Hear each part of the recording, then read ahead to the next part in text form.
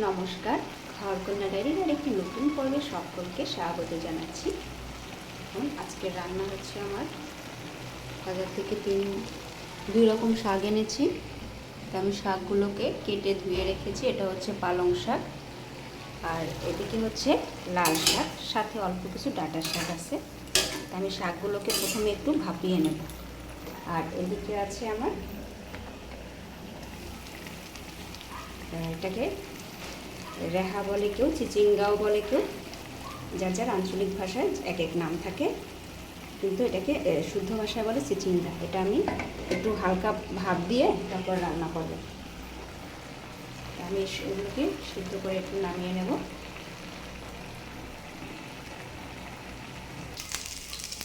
তা দেখুন, আমি চিচিঙ্গাটাকে সিদ্ধ করে নামিয়ে নিয়েছি। আর এদিকে সামান্য তেল দিয়ে আদা আর জিরে, আদাটাকে একটু ভেজে তারপরে জিরে দিয়ে দিচ্ছি। এটা একটু লাল লাল হলে তারপরে চিচিঙ্গাটা দিয়ে দেবো। দেখুন, এদিকে আমার এই চিচিঙ্গা সিদ্ধ করে নামিয়ে নিয়েছিলাম।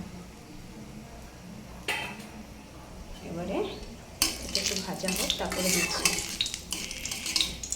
আর ওইদিকে আবার লাল শাকটা নামিয়ে এদিকে আমি পালং শাকটা সিদ্ধ বসিয়েছি। কারণ এইভাবে একটু শাক ভাপ দিয়ে নিলে ভালো হয়, কারণ এখন শাক তো বেশিরভাগই সার দিয়ে উৎপাদন করা হয়। এই দেখুন, আমি চিচিঙ্গাটা দিয়ে দিলাম। এবার এটাকে লবণ হলুদ দিয়ে ভালোভাবে নেড়ে চেড়ে মিশিয়ে দেবো। তো এবার দিয়ে দিচ্ছি পরিমাণ মতো লবণ,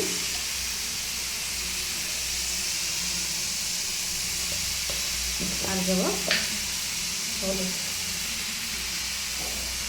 এখন এটাকে ভালোভাবে নেড়ে চেড়ে মিশিয়ে একটু ঢাকা দিয়ে দেবো। আমাদেরকে বেশি সময় লাগবে না, যেহেতু এটাকে সিদ্ধ করে নিয়েছিলাম আর এখন লবণ দিয়েছি, খুব কম সময়ের মধ্যে রান্নাটা হয়ে যায়।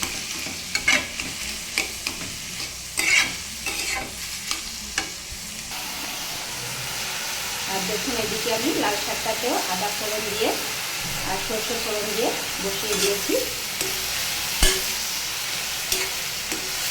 এটাকে নেড়ে চেড়ে, এটাতেও শুধু আদা ফোড়ন দিয়েছে। আদা ফোড়নটা দেওয়ার কারণে খুব সুন্দর একটা সেন্ট আসতেছে আদার। ভালো করে খেলে বেশ ভালোই লাগবে। এইদিকে চিচিঙ্গাটাকে আমি ঢাকা দিয়ে দিয়েছিলাম। এখন এটাকে একটু আরেকটু নেড়ে চেড়ে নেব।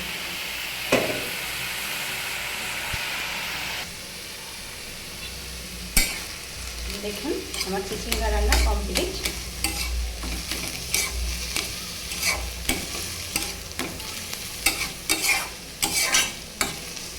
আপনারা এভাবে আদা ফোড়নে দিয়ে, আর এটাতে জিরা ফোড়ন দিয়েছি, এভাবে করে খেয়ে দেখবেন কেমন লাগে। আর এইদিকে এই লাল শাকটা আমি বসানোর সময় মোবাইল ধরেছিলাম ঠিকই, কিন্তু ক্যামেরা অন করতে ভুলে গিয়েছিলাম, তাই আপনাদেরকে এটা ফোড়ন দেওয়াটা দেখাতে পারিনি।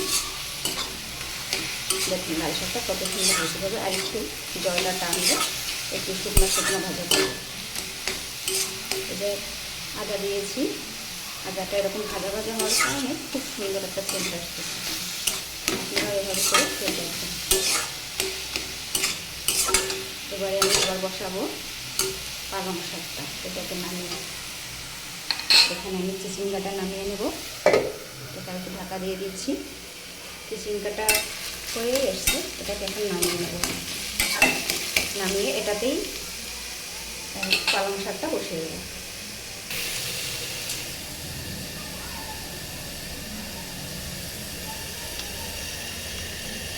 দেখুন, এদিকে আমি পালং শাকটাও একইভাবে সর্ষে ফোড়ন দিয়ে দিয়েছি। সর্ষে আর আদা ফোড়ন দিয়ে সময়টা অল্প কিছুদিন ভুলে যাই। এদিকে লাল শাকটাও ভাজা হয়ে গেছে। এটা তারপর নামিয়ে নেব। এটাকে লঙ্কা দিয়েছি দুটো আঁচটা। এবারে এটাকেও আস্তে লঙ্কা দিয়ে দিলাম।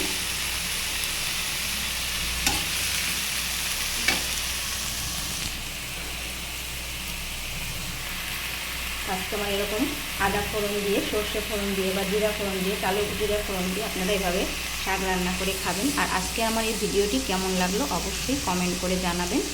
আর সকলে ভালো থাকবেন, সুস্থ থাকবেন, সকলের জন্য রইল শুভকামনা। আমার রান্নাগুলো ভালো লাগলে অবশ্যই লাইক সাবস্ক্রাইব করে দিবেন, শেয়ার করে দিবেন। যারা এইভাবে পেঁয়াজ রসুন খেতে পারেন না, যারা নিরামিষ ভোজে, তারা এইভাবে করে শাক রান্না করে খাবেন, দেখবেন বেশ ভালোই লাগে। সকলের জন্য রইল শুভকামনা। আজকে এই পর্যন্তই, নমস্কার।